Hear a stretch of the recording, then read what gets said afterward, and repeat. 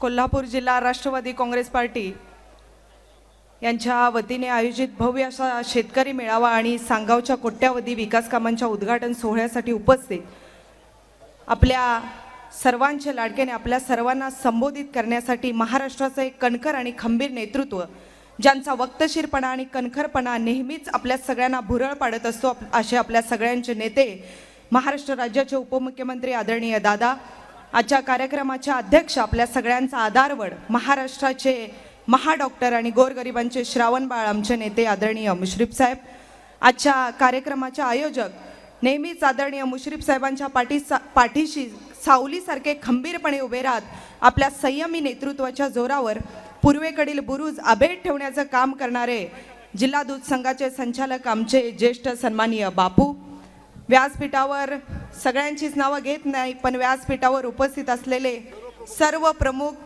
उपस्थित असलेल्या सर्वच माझ्या माता, बंधू, भगिनी, छायाचित्रकार आणि पत्रकार, पूजनीय वडिलांच्या जाण्यानंतर अतिशय लहान वयात खांद्यावर पडलेली सबंध कुटुंबाची जबाबदारी अतिशय सक्षमतेने पेलत आजूबाजूच्या सर्व सामाजिक प्रश्नांना सामोरे जात सर्व सामाजिक प्रश्न आत्मसात करत सर्व गोर गरीब शेतकरी दीन दुबळ्यांच्या संवेदना समजून घेत जिथल्या तिथं प्रश्न सोडवण्याचा धडाका आदरणीय दादांनी लावला आणि खऱ्या अर्थानं तिथेच महाराष्ट्र राज्याच्या भावी नेतृत्वाची पाळेमुळे रुजली गेली। प्रथमतः सहकारी साखर कारखान्याचे संचालक म्हणून दादा निवडून आले आणि खऱ्या अर्थाने सामाजिक क्षेत्रात पाया रोवण्याचं काम आदरणीय दादांनी केलं आणि मग पुणे जिल्हा बँकेच्या माध्यमातून प्रचंड जनसंपर्क आणि जनसमुदाय तयार करत याच जनसंपर्काच्या जोरावर बारामती लोकसभा मतदारसंघातून दादा खासदार म्हणून निवडून आले आणि लगेचच आपले काका आदरणीय पवार साहेबांच्यासाठी दादांनी या पदाचा त्याग केला। कुठलाही विचार न करता या पदाचा त्याग केला आणि मग जेव्हा PV नरसिंहराव हे प्रधानमंत्री होते त्यांच्या मंत्रिमंडळात आदरणीय साहेब हे संरक्षण मंत्री म्हणून कार्यरत झाले। नेहमीच गोर गरीब दीन दुबळे दीन दलितांच्या शेतकऱ्यांच्या आणि आपल्या कार्यकर्त्यांच्या प्रश्नात रममान असणारे दादा खऱ्या अर्थानं राजकीय क्षेत्रामध्ये राज्याच्या राजकारणात सक्रिय झाले। राष्ट्रवादी काँग्रेस पक्षाच्या स्थापनेपूर्वीपासून आपले काका आदरणीय पवार साहेबांच्यासाठी अनुकूल असं सामाजिक आणि राजकीय क्षेत्रात जुळण्या करण्याने ही पक्ष संघटना तळागाळापर्यंत भक्कम करण्याचं काम कुणी केलं असेल पहिल्यापासून तर ते आदरणीय दादांनी केलं। मग आदरणीय ताई असोत किंवा आदरणीय साहेब असोत, आजपर्यंत झालेल्या यांच्या सामाजिक आणि राजकीय क्षेत्रातील विजयाचा आणि यशाच्या जोडण्या आदरणीय दादांनी केल्या आणि म्हणूनच आजपर्यंत पडद्यामागच्या नायकाची भूमिका दादा साकारत आले। दादांना आजपर्यंत अनेक चांगल्या संधी आल्या पण या संधीचं पंख छाटण्याचं काम आपल्याच लोकांनी केलं, नाहीतर महाराष्ट्र राज्याचं हे विकासभिमुख नेतृत्व भारत देशाच्या सर्वोच्च पदावर आज कार्यरत आणि नेतृत्व करत असलेलं पाहायला मिळालं असतं। पण ठीक आहे दादा, देर आहे दुरुस्त आहे। महाराष्ट्राच्या विकासासाठी आणि माझ्या सर्व गोर गरीब दीन दुबळ्या मजूर शेतकऱ्यांच्यासाठी माझ्या सर्वसामान्य माणसांच्या कल्याणासाठी आपण घेतलेला निर्णय हा योग्यच आहे आणि दादा हे फक्त मी नाही तर इथं बसलेला प्रचंड जनसमुदाय, प्रत्येक भगिनी, प्रत्येक माणूस इथं सांगायला आलेला आहे की दादा आपण घेतलेला निर्णय योग्य आहे का? दादांनी घेतलेला निर्णय योग्य? सगळ्यांनी हात वर करून दादांना पाठिंबा दर्शवायचा आहे। दादा इथं आलेला प्रत्येक माणूस आपल्याला हेच सांगायला आलेला आहे की दादा आपण घेतलेला निर्णय योग्य आहे। महाराष्ट्राच्या विकासासाठी असेल किंवा ही पक्ष संघटना बळकट करण्यासाठी असेल, दोन पाय पुढे येऊन तुम्ही नेतृत्व स्वीकारणं ही काळाची गरज होती।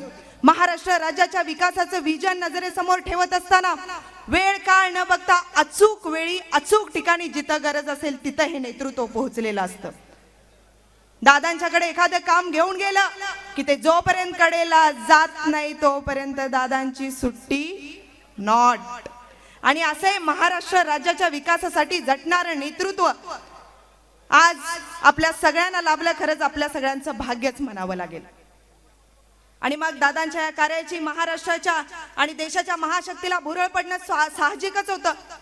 भारत देशाचा आणि महाराष्ट्र करण्यासाठी महाराष्ट्र राज्याच्या तिजोरीच्या चाव्या अतिशय विश्वासाने आदरणीय दादांच्या हाती देत खऱ्या अर्थाने त्यांनी मान्य केले की महाराष्ट्र राज्याचा विकास कोण करत असेल तर ते आदरणीय दादाच करू शकतात। आणि असे रोखठोक नेतृत्व, या नेतृत्वाच्या मार्गदर्शनाखाली आदरणीय मुश्रीफ साहेबांच्या माध्यमातून आम्हाला काम करण्याची संधी मिळते. दादा, खरंच आम्ही स्वतःला भाग्यवान समजतो. लोकराजा राजश्री शाहू महाराजांच्या जन्मभूमीत, पुरोगामी विचारांच्या या नगरीत स्वतःच्या जातीचा नाही तर इथल्या मातीचा अभिमान असलेला, गोरगरीब जनतेच्या कामाच्या जोरावर सलग 3 दशके आमदार आणि मंत्रिपदाच्या माध्यमातून लोकसेवा करणारा नेता म्हणून आदरणीय मुश्रीफ साहेबांच्याकडे पाहिलं जातं. फार वेळ घेत नाही, साहेबांचं काम आता इथं सांगत बसण्याची गरज नाही, पण लोकराजा राजश्री शाहू महाराजांच्या विचारांचे खरे वारसदार म्हणून आदरणीय मुश्रीफ साहेबांच्याकडे सबंध महाराष्ट्र पाहतो. सर्वसामान्य माणूस आज केंद्रबिंदू मानून आजपर्यंत साहेबांचं काम सुरू आहे. पक्ष स्थापनेपासून ते आतापर्यंत ही पक्ष संघटनेचं जाळं सबंध कोल्हापूर जिल्ह्यात भक्कमपणे विणण्याचं काम कोणी केलं असेल तर ते मुश्रीफ साहेबांनी केलं. पक्ष संघटनेत राहणं, पक्ष संघटना सांभाळणं ही साधी गोष्ट नाही. या पक्ष संघटनेच्या प्रवासात आजपर्यंत किती आले किती गेले मोजमापापलीकडचं गणित आहे, पण याची पर्वा न करता जे येतील त्यांना सोबत घेत आणि नवीन शिलेदार तयार करत राष्ट्रवादी काँग्रेस पार्टीचा झेंडा कोल्हापूर जिल्ह्याच्या प्रत्येक संस्थेवर फडकवण्याचं महत्त्वाचं काम कोणी केलं असेल तर ते आमच्या आदरणीय मुश्रीफ साहेबांनी केलेलं आहे. साहेबांना रोखण्यासाठी अनेक गोष्टी घडल्या.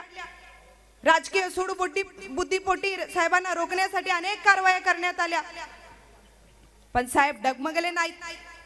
आणि मग साहेबांकडे येणारा हा महासागर जनसमुदाय कमी झाला नाही म्हटल्यावर शासकीय यंत्रणांचा गैरवापर करत साहेबांना, त्यांच्या घरातील माता भगिनींना, लहान मुलांना वेठीस धरण्याचा प्रयत्न झाला. तेव्हा कोण कुठं होतं? या पक्षाच्या वरिष्ठ नेत्यांनी दादा हात वर केले, पण आदरणीय दादा आमच्या मुश्रीफ साहेबांच्या पाठीशी सख्या भावासारखे खंबीरपणे उभे राहिले आणि या सूड बुद्धीच्या लोकांना एक सनसनीत चपराक मिळाली. खरंच दादा, आमच्या अडचणीच्या काळात तुम्ही दिलेली साथ ही कोल्हापूरची जनता आणि ही कागलची जनता कधीच विसरणार नाही.